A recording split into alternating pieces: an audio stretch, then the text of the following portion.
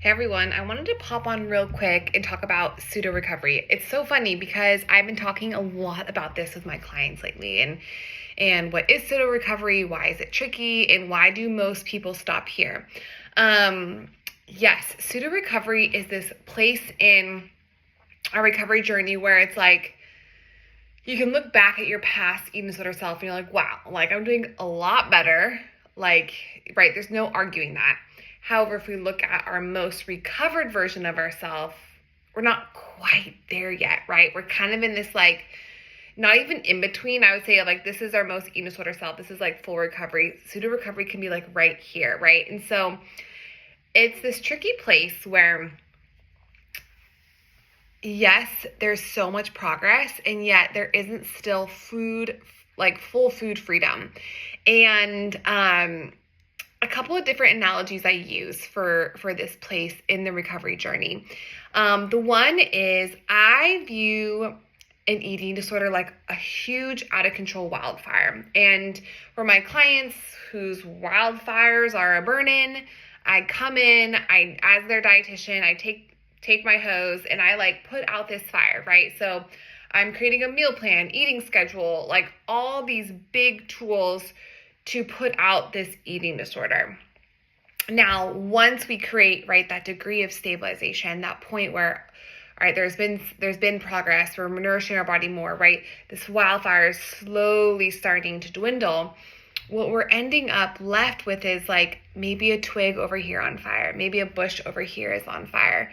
And it's like all these little parts of our forest that are maybe have some embers burning, a little bit of smoke, right? And this is how I view pseudo recovery. It's like, yes, our wildfire majorly, I don't know if that's a word, is extinguished, but there's these little remnants of the eating disorder that if we don't squish, right, if we don't fully put out, it has the chance of that little twig on fire catches the nearby bush on fire, then that bush on fire catches the tree next to it on fire, and all of a sudden we have a raging wildfire again. And that's how I like to create an analogy around pseudo recovery, is that research does show that pseudo recovery has high relapse rates because the eating disorder is still there in all of these little ways. And we know how sneaky eating disorders are. We know that they just kind of lurk in the background and kind of wait for the next opportunity to catch something on fire again. So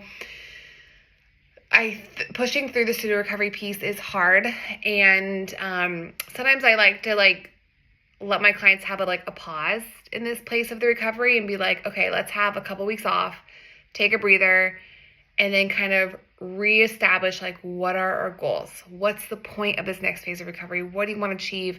And then what are the fears, right? Because it's like this re kind of calibration of what is holding you back from full freedom? What is so scary? I'd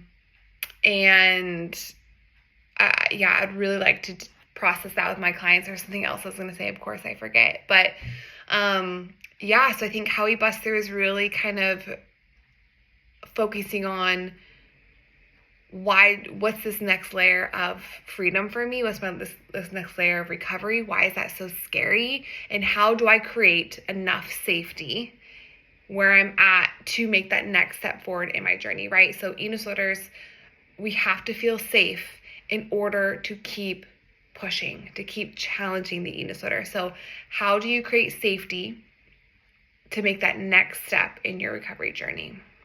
So just some thoughts on pseudo recovery.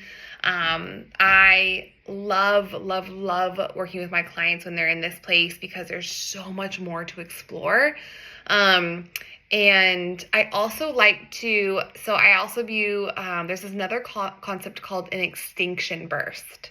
So when eating disorders know they are being kind of put out, right? The fire is being put out. When eating disorders know they're being put out, sometimes we have extinction bursts where the eating disorder will be like, what? Kind of have this flare up of no, I don't want to get rid of, I don't want to die. However we want to phrase that.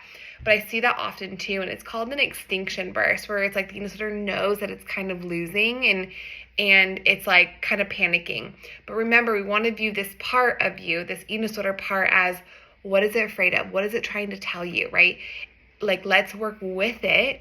Let's be curious around it and actually like talk to that part and be like, what's so scary about this? Like, how do you, right? And so it's just working with that part of you that's fearful, understanding why, and how do we continue to create safety to continue to make changes.